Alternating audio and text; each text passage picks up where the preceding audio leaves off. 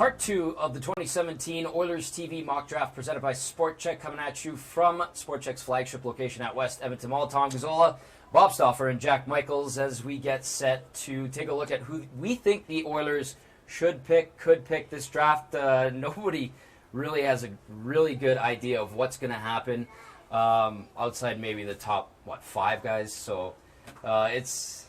I'm not even. What kind of movement? Yeah, what kind of movement? yeah, that's. I don't. I'm not sure this NHL draft order that we're going through is going to hold up either. A lot of question marks. So let's get to pick number 22. All three of us had a chance to pick who we thought the Oilers would be better suited to take. Bob and I, we both took Kailer Yamamoto out of Spokane. You guys kind of wimped out. Oh. You both knew that he wasn't going to be there, or thought that he wasn't going to be there, but you didn't have. He's a 99 the point guy. intestinal form. Right, Yeah. But you both. What I'm saying is, you didn't really make an Oiler pick. You made the pick you'd like the Oilers to get, but neither of you think he's going to be there. No, actually, I think Vesalainen. That's another one. Christian Power forward, Vesalainen. Based upon what Keith Gretzky said to us when we were in Buffalo, the fact that the team has some size, they can use some skill and speed in the lineup. We all know Edmonton's much deeper on defense right now, Jack, than they are forwards. So, in my mind, the Oilers, if any one of the following 3 or 4 forwards was there, Christian Vesalainen, Kailer Yamamoto, Ilya Tolvanen, guys like that, and then for me, Joshua Norris a little bit later on, I think they'd be pretty happy with one of those guys. And then the wild card is a couple of defensemen. What happens with Liljegren and even Valimaki out of Tri-City? So, but I do think that Yamamoto would make a lot of sense. Okay, Hotshot, who's your pick? Well, I mean, like the two of you, I feel like Yamamoto won't be there at 22, so I'm not going to create this little fantasy world that he will be there when I've already picked him before the top. Actually, I was the one that picked him at 20. Yeah, so it's on me. I made the mistake there. So I think you've got to take on who's actually available. If we're doing a mock draft and he's already gone, then he's not available. Okay. So I'm going with Elias Anderson and a little bit of a blend of a hybrid, if you will. A guy who's very strong on the boards. He's somewhat undersized. I mean, he's probably a shade under 6 feet, but he's extremely strong on the puck. He's got some speed. He plays 2 ways. In short, here's a guy that I think Edmonton can indoctrinate in their organization and ultimately wind up with a third-line center for years to come down the road. Okay, some talk maybe Cole Lind goes at 22 out of Kelowna, skilled winger there that can put up some numbers. Bob, what do you know about Lind? To me, I think that's a bit of a reach. Yeah.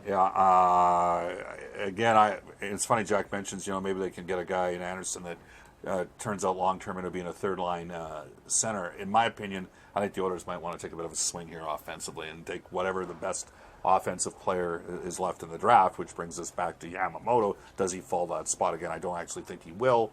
But and so for me, the backup pick on that would be Josh Norris, who we're about to see here momentarily. The other thing is you're looking for at 22 a bit of a value pick, and the one thing that jumps out at me with respect to Anderson is at 22 you're getting the third-ranked European skater among NHL Central Scouting. That is alluring to me in terms of, it's the same reason why I think someone's going to take a swing on Klim Kostin. Yeah. I mean, he's a guy that, quite frankly, I'm not sure he's, in that conversation for the Oilers. But if he's sitting there at 22, you're thinking, geez, what are we missing? This guy's, a top 3 ranked skater. So some of it has to do with the value you might get at 22.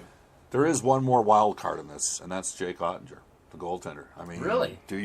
Would you, if all of the guys you targeted amongst the forwards were gone, and the defensemen, the 2 or 3 defensemen you thought might fall there are gone, do you step up and take a long-term goaltending project? Did pretty well. What about DiPietro? I like that DiPietro. I was really impressed with him at the draft. Part of it was, and Bob, part of it why I think he might be a bit of a riser is he interviews exceptionally well. Well, he's a confident kid, right? Yeah. And that struck me, and you don't mind a confident goaltender, right? No. Okay, let's move on. Let's rifle through 23 through 31. Of course, this year with the Vegas Golden Knights coming into the National Hockey League. So I'm at 23. It's the Arizona Coyotes. I'm going to go with Maxime Comtois. A bit of a down year for him offensively. However, he's a good two-way player. I know the John Chayka model is all about stats and numbers, and maybe he fits that mold. Even though those numbers were down this year. Yeah, I mean, but there's a situation there Sure. where, they needed him defensively. I have Norris at 24 again. I would have time for him with the Oilers at 22 as well. As centerman, I think he would, and we're talking about a guy that's going to develop over time as well. I have Shane Bowers going to Montreal at 25. Some size. The Canadians are a little undersized up front. Maybe long term, that's a guy who fits nicely into their lineup. 26, the Chicago Blackhawks, Isaac Ratcliffe, a big, strong forward. Yeah, speaking about size, back to the goaltender, Ottinger at 27.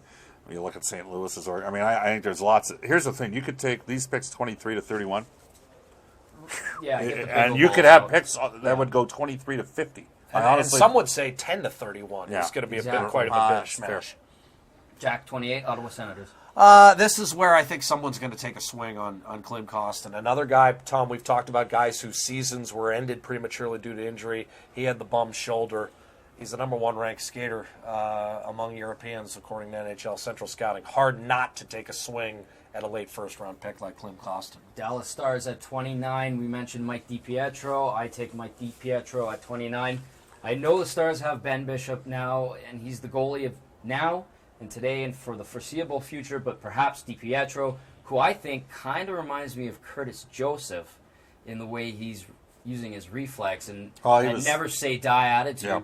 Yeah. And I really loved watching Curtis Joseph when he played, so I go with DiPietro there. Maybe he's the goalie of the future. Robert Thomas with London, basically sort of deployed almost like a second/third line center this year, but I think he is going to end up going in the first round, and he'll spend some time percolating in the minors down in Nashville's organization. And finally, Pittsburgh, I think, ultimately they're not going to be able to keep every one of Connor Sheary, Brian Rust. I think Alexei Niemi doesn't have a lot of size. I think he's soaking wet. He's probably under 150 pounds. But he scores a ton.